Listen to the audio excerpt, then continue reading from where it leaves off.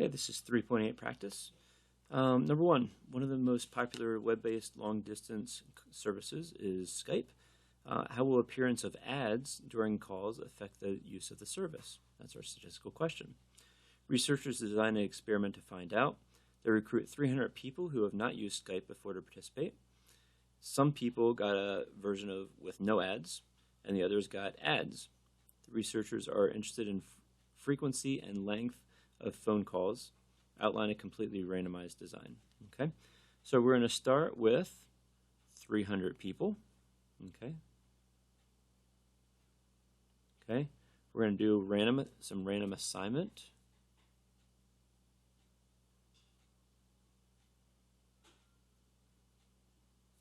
Into two groups. Okay, group 1 and group 2. Okay, so however you want to do that. We want an equal group, so about 150 people in this group and 150 people in this group. Okay, then we give them the treatments. Skype with ads, and this group has Skype without ads. Okay, and then it says, what do we want to measure? It says we want to measure interested in frequency and length. Okay,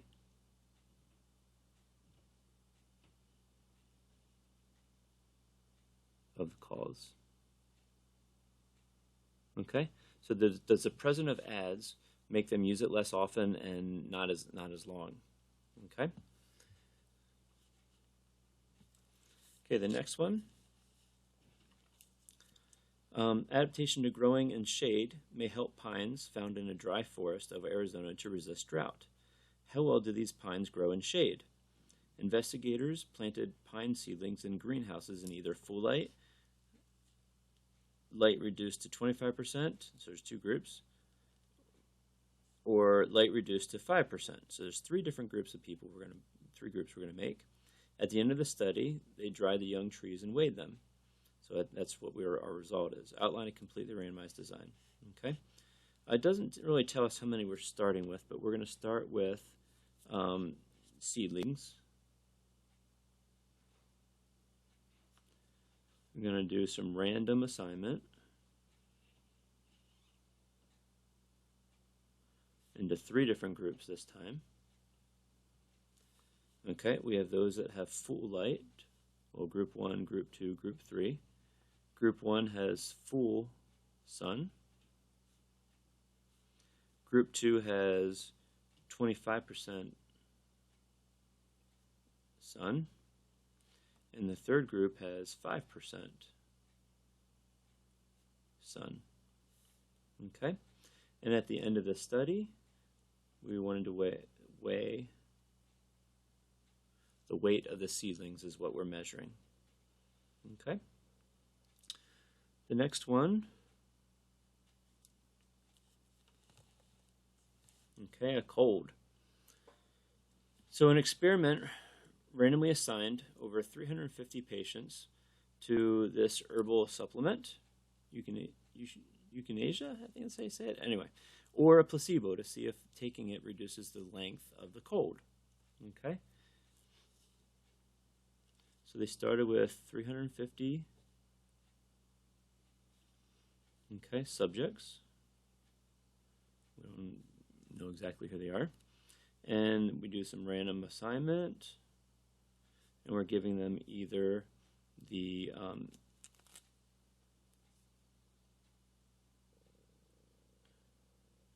placebo. And we're going to measure the length of the cold. Okay, so how long did people have the cold?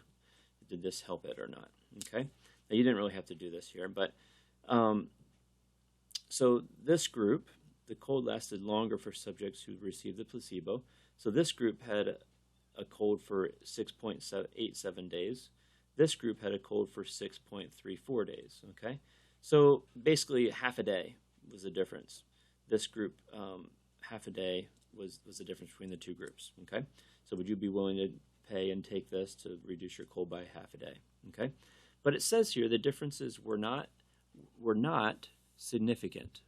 Okay, so we want to explain what does it mean to be not significant. Okay, to be not significant, we would say something like the differences in this.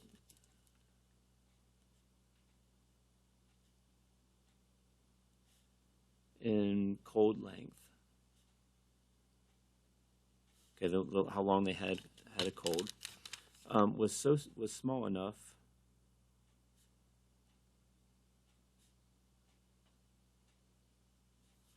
that it could be due to variation in random assignment.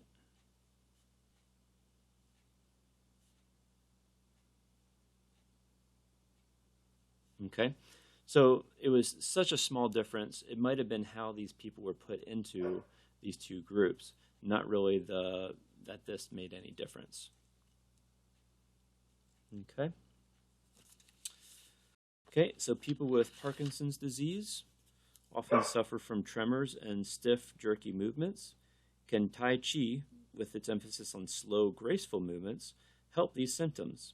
So they took 195 people with Parkinson's disease.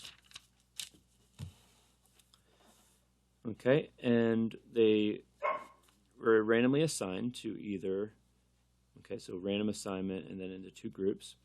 Either they did the Tai Chi, stretching and resistance and everything, or they did not. Okay, the other group, the other group did nothing, I think. Okay. After 6 months, they then measured their strength and resistance and all that sort of stuff. And this Tai Chi had better results. Okay. And they were significant.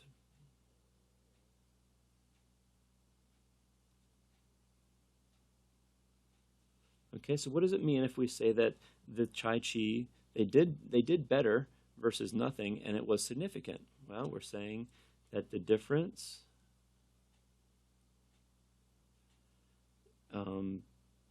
between the two groups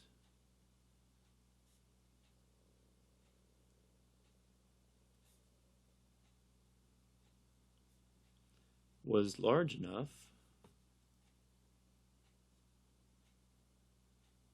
that the difference didn't just happen by chance.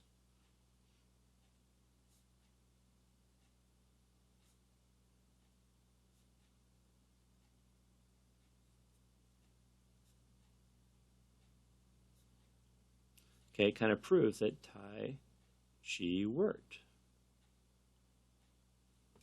Okay, so if we have significant things, it proves that result works.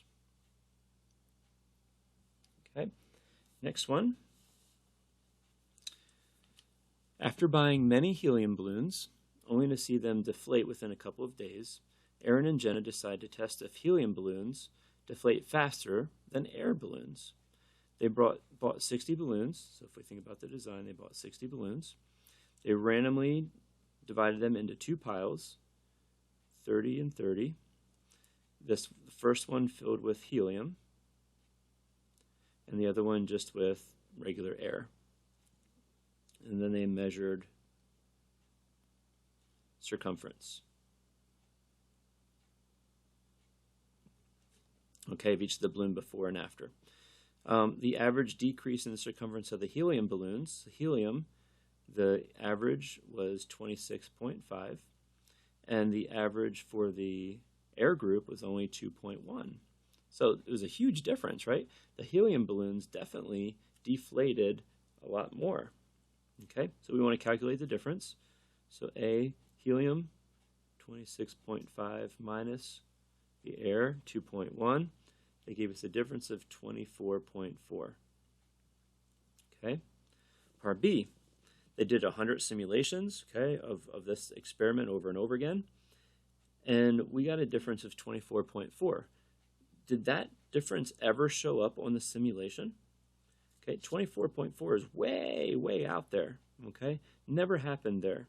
So we would say it is significant.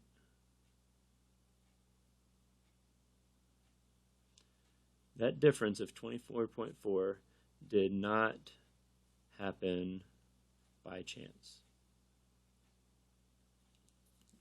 Okay.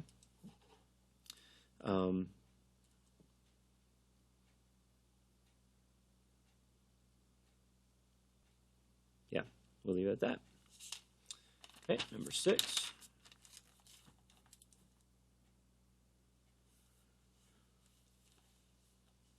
Texting and driving. Does providing additional information affect responses to a survey question?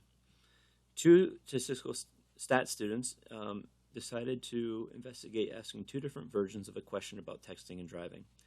50 mall shoppers, okay, so if you think about the design, we start with 50 mall shoppers, randomly assigned into 2 different groups of 25. First group was asked version A, other was asked version B, and then we're going to see if there are differences. So A, a lot of people text and drive. Are you one of them? Versus B, about 6,000 deaths occur each year due to texting and driving. Knowing the potential consequences, do you text and drive? Okay, some biased questions there, but anyway. In version A, we had 16 out of the 25 say they texted and drove. And B, we had 12 out of the 25 who texted and drove. So part A, I'm going to find the difference in proportions. Okay, so the first proportion was 16 out of the 25, which was 64%. And the other one was 12 out of the 25, which was 48%. So 64 minus 48% gives you 16%. Okay, so there's a difference of 16% between the 2 groups. Okay, so if they do that simulation 100 different times, and there really is no difference between the 2 questions, okay, we're kind of testing is there bias in these questions, right? Because if they weren't biased, we should get roughly about the same answers. Okay, but yeah, we'd have some variation just because of who's in each group, right? But do we ever get a difference that is so big that it's 16%? Okay, the biggest difference in our simulation is a little over 3%. So we don't have anything nearly as big as 16%. Okay, so part B, it is significant. 0.16 does not occur in the simulation by chance. Okay, so just by chance that doesn't happen. So therefore it is significant, and there kind of proves that there is bias in the questions.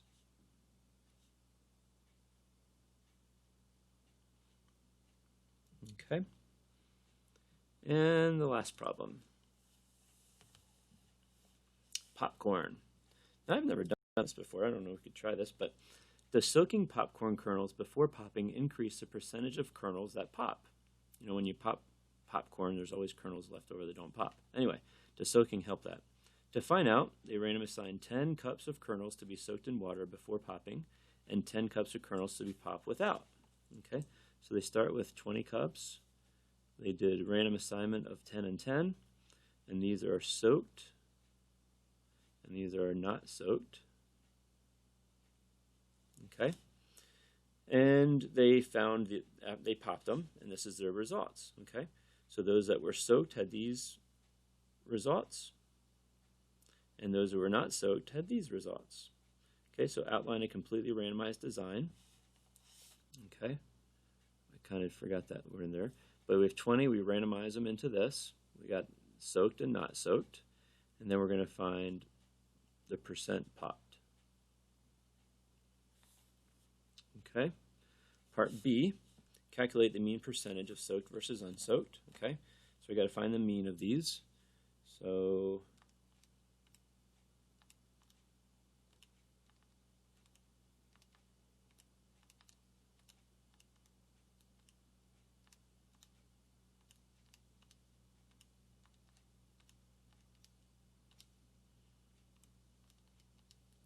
Okay, that had a mean, group A had a mean of 90.6, and B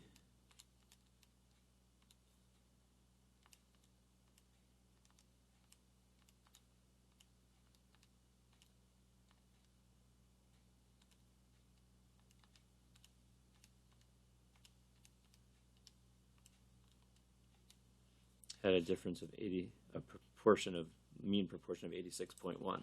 Okay, so their difference, 90.6 minus 86.1 gives me a difference of 4.5% of the kernels.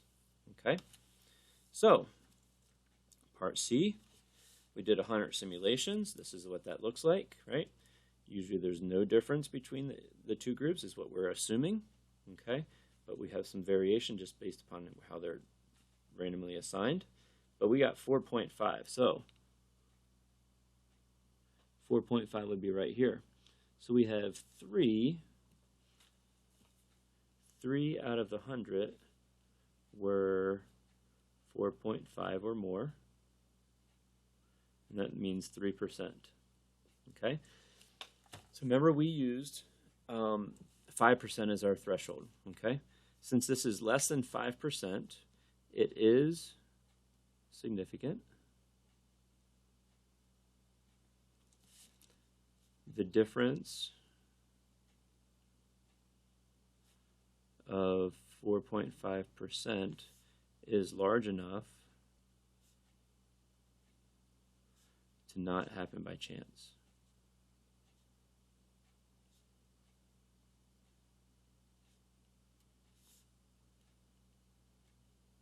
Okay, it kind of proves that soaking helps pop the corn.